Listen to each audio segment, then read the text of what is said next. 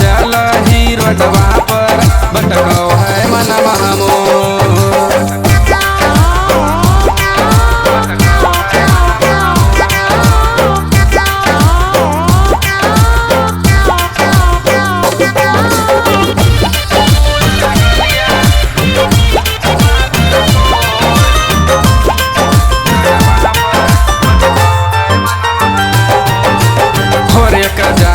दोनों कतारी जान मारो तो है नया महगे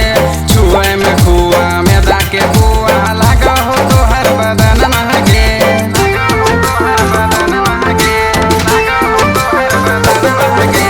हो रे कजारी दोनों कतारी जान मारो तो हर नया महगे छुए में खुआ मैदा के बुआ लगा हो तो हर बदन महगे दूरे से झलको चेहरा जानों से जब चल ही रोडवा पर भटकौ है मनवा मोर। दोनों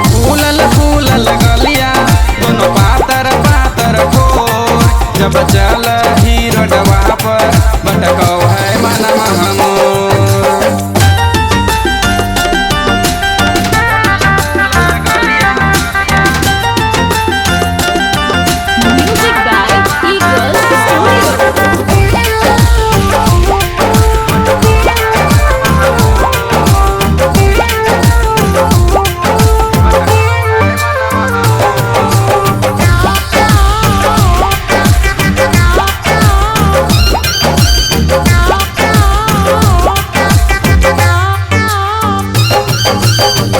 गे छौड़ी ढोड़ी कटोरी मुहल लको मोर मन महगे तू ही जीवन में तू ही परन में तू ही है धड़कन महगे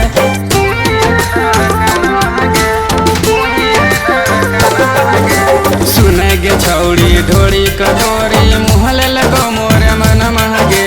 तू ही जीवन में तू ही परन में तू ही है धड़कन महगे सखी सिंगर संतोष जागी कर है रतिया भोर जब चल है रोडवा पर भटकौ है मनवा मोर। दोनों